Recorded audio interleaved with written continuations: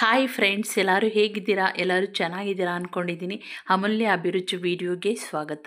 ನಾನಿವತ್ತು ಒಂದು ಒಳ್ಳೆ ಅದ್ಭುತ ರುಚಿ ಇರುವಂಥ ಟಿಫಿನ್ ಬಾಕ್ಸ್ಗೆ, ಬೆಳಗಿನ ತಿಂಡಿಗೆ, ಮಕ್ಕಳ ಲಂಚ್ ಬಾಕ್ಸ್ಗೆ ಎಲ್ಲದಕ್ಕೂ ಸೂಪರಾಗಿರುತ್ತೆ, ಸೂಪರ್ ಟೇಸ್ಟಿಯಾಗಿರುತ್ತೆ. ಇದು ಎಳ್ಳು ಚಿತ್ರಾನ್ನ ತುಂಬ ಬೇಗನೆ ಕೇವಲ 10 ನಿಮಿಷಕ್ಕೆಲ್ಲ ಮಾಡ್ಬೋದು. ಬನ್ನಿ ಫ್ರೆಂಡ್ಸ್, ಹೇಗೆ ಮಾಡೋದು ನೋಡೋಣ. ಮೊದಲಿಗೆ ನಾನಿಲ್ಲಿ ಒಂದು ಬಾಣಲೆ ಇಟ್ಕೊಂಡು ಇದಕ್ಕೆ 2 ಬ್ಯಾಡಗಿ ಮೆಣಸಿಕಾಯಿ, 2 ಖಾರದ ಮೆಣಸಿಕಾಯಿ ಹಾಕ್ಕೊಂಡು ಸ್ವಲ್ಪ ಚೆನ್ನಾಗಿ ಇದನ್ನು ಫ್ರೈ ಮಾಡ್ಕೊತಾ ಇದ್ದೀನಿ. ಇದು ಸ್ವಲ್ಪ ಫ್ರೈ ಆಗಬೇಕು. ಈಗ ಆಗಿದ ಮೇಲೆ ನಾನಿವಾಗ 1 ಸ್ಪೂನಷ್ಟು ಉದ್ದಿನಬೇಳೆ ಹಾಕ್ಕೋತಾ ಇದ್ದೀನಿ. ಸ್ವಲ್ಪ ಕೆಂಪುಗಾಗುವವರೆಗೂ ಫ್ರೈ ಮಾಡ್ಕೊಳ್ಳಿ. ನಿಮ್ಗೇನಾದರೂ ಜಾಸ್ತಿ ಪೌಡ್ರ್ ಬೇಕಂದರೆ ಇದನ್ನು ಡಬಲ್ ಹಾಕ್ಕೊಂಡು ನೀವು ಫ್ರೈ ಮಾಡಿ ಪೌಡ್ರ್ ಮಾಡಿ ಎತ್ತಿಟ್ಕೋಬಹುದು. ಇವಾಗ ಸ್ವಲ್ಪ ಕರಿಬೇವು ಹಾಕ್ಕೊಂಡಿದ್ದೀನಿ. ಈ ಟೈಮಲ್ಲೇ ನಾನಿವಾಗ 2 ಸ್ಪೂನಷ್ಟು ಬಿಳಿ ಎಳ್ಳನ್ನ ಹಾಕೋತಾ ಇದ್ದೀನಿ. ಬಿಳಿ ಎಳ್ಳು, ಕಪ್ಪೆಳ್ಳಿದ್ರೆ ಕಪ್ಪೆಳ್ಳು ಹಾಕೋಬಹುದು.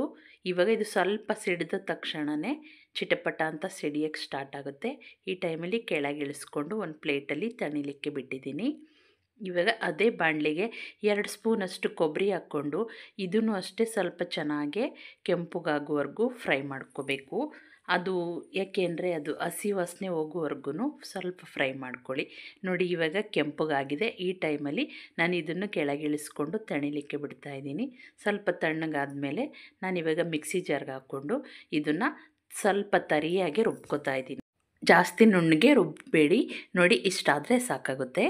ಇವಾಗ ಒಂದು ಬಾಣಲಿ ಇಟ್ಕೊಂಡಿದ್ದೀನಿ. ಇದಕ್ಕೆ ಸ್ವಲ್ಪ ನಾನು ಕೊಬ್ಬರಿ ಎಣ್ಣೆನ ಹಾಕೋತಾ ಇದ್ದೀನಿ. ಕೊಬ್ಬರಿ ಎಣ್ಣೆ ಹಾಕ್ಕೊಂಡು ಆಮೇಲೆ ಒಂದು ಸ್ವಲ್ಪ ಕಡಲೆ ಬೀಜ ಹಾಕಿ ಚೆನ್ನಾಗಿ ಫ್ರೈ ಮಾಡ್ಕೋತಾ ಇದ್ದೀನಿ.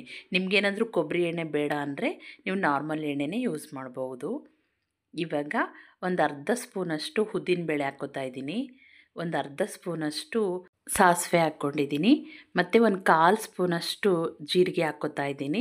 ಇವಾಗ ಇದು ಸ್ವಲ್ಪ ಕೆಂಪುಗಾಗಿದ ಮೇಲೆ ಇವಾಗ ಒಂದು ಒಣಮೆಣಸಿನ್ಕಾಯಿ ಮತ್ತು ಒಂದು ಸ್ವಲ್ಪ ಕರಿಬೇವು ಹಾಕಿ ಫ್ರೈ ಮಾಡಿಕೊಂಡು ಇವಾಗ ರುಬ್ಬಿರೋ ಪೌಡ್ರನ್ನ ಹಾಕ್ಕೋತಾ ಇದ್ದೀನಿ. ಜೊತೆಗೆ ಒಂದು ಚಿಟಿಕೆಯಷ್ಟು ಅರಿಶಿನ ಹಾಕ್ಕೋತಾ ಇದ್ದೀನಿ. ಮತ್ತು ರುಚಿಗೆ ತಕ್ಕಷ್ಟು ಉಪ್ಪು ಹಾಕ್ಕೋತಾ ಇದ್ದೀವಿ. ನಾವು ರೈಸ್ಗೆ ಏನಾದರೂ ಉಪ್ಪು ಹಾಕಿ ರೈಸ್ ಮಾಡಿದರೆ ಈ ಗೊಜ್ಜುಗೆ ಆಗುವಷ್ಟು ಮಾತ್ರ ಉಪ್ಪು ಹಾಕ್ಕೋಬೇಕು.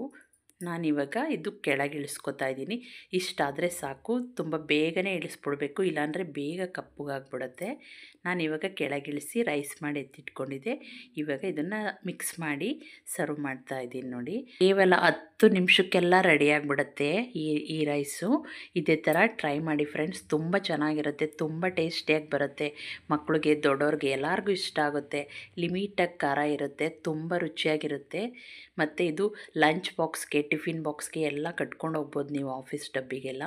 ತುಂಬ ರುಚಿಯಾಗಿ ಬರುತ್ತೆ. ಮತ್ತು ಫ್ರೆಂಡ್ಸ್, ನನ್ನ ವಿಡಿಯೋ ಇಷ್ಟ ಆದರೆ ಲೈಕ್ ಮಾಡಿ, ಶೇರ್ ಮಾಡಿ, ನನ್ನ ಚಾನಲ್ನ ಸಬ್ಸ್ಕ್ರೈಬ್ ಮಾಡಿ, ಬೆಲ್ ಐಕಾನ್ನ ಸೆಲೆಕ್ಟ್ ಮಾಡಿ, ನಿಮ್ಮ ಫ್ಯಾಮಿಲಿ ಫ್ರೆಂಡ್ಸ್ಗೆಲ್ಲ ಶೇರ್ ಮಾಡಿ. Thank you for watching friends. ಮುಂದಿನ ವಿಡಿಯೋದಲ್ಲಿ ಸಿಗೋಣ ಫ್ರೆಂಡ್ಸ್.